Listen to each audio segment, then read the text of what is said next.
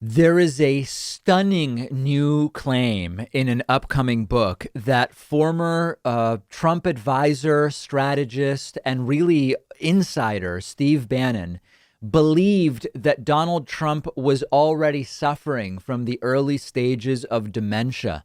This is written up quite concisely in an article in The Guardian by Martin Pengelly, where the article says former White House strategist Steve Bannon thought that Donald Trump was suffering from early stage dementia and campaigned to covertly remove him from office via the 25th Amendment, according to Ira Rosen, a veteran TV producer.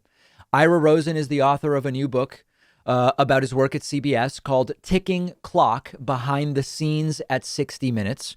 He spoke to the Yahoo News podcast Skullduggery and said to the hosts Michael Isikoff and Daniel Klaidman that his book was not meant to be about any particular person, that it was supposed to be a view about what goes on inside this role of producer.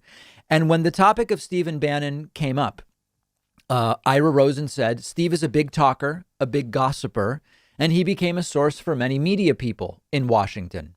And goes on to say that Steve Bannon, quote, believed Trump was suffering from early stage dementia and that there was a real possibility he would be removed from office by the 25th Amendment, where the cabinet could vote the president was no longer mentally capable of carrying out his duties.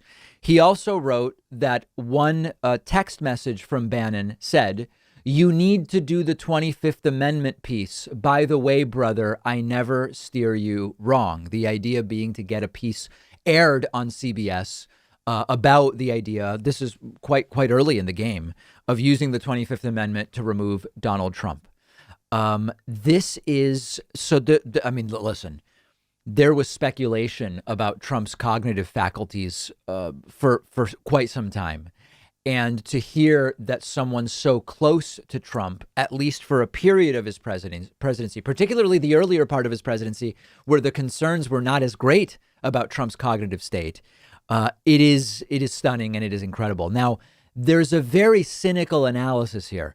The simplest analysis, the one that requires the fewest assumptions and complications, is this is really what Steve Bannon believed, and he said it to Ira Rosen. Okay, that's the simplest. Here's a more cynical analysis that a few people emailed me. Imagine that Steve Bannon wants to help Trump in some way. Imagine that it is believed that at some point Donald Trump is going to face maybe multiple criminal charges in the state of Georgia, the state of New York. We know about all these different investigations. We learned last week Trump is under criminal probe in Georgia for that supposedly perfect phone call asking for 11,000 votes. What better way to start mounting a defense for Trump than to start getting out there early before there's even any charges, mitigating factors about Donald Trump's state of mind and intent? Because there is no doubt, and this is a cynical hypothesis. I'm not saying it's mine. It's one that I've been reading that some believe. If you are going to prove some of what would be the likely crimes maybe Trump would be accused of, and this is all very speculative, a lot of it will be state of mind and intent. What did Trump believe he was doing? What was Trump's understanding of the things he was saying and doing? If you can start planting seeds of doubt, listen, even Steve Bannon back in 2018, whenever this supposedly took place, even then Steve Bannon was talking about this guy might have early stage dementia. That would certainly be a juicy, ripe mitigating factor for a defense attorney. That's a cynical perspective. The idea that Trump's best defense, if he is charged, would be some kind of insanity defense or unable to even understand what's going on defense. My view is that Steve Bannon had an inside look at what we all had an outside look of, and there were and there were real questions about Trump's cognitive state. The videos of Donald Trump saying, "Where is Rudy Giuliani?" when Rudy Giuliani is 3 feet across the table from him.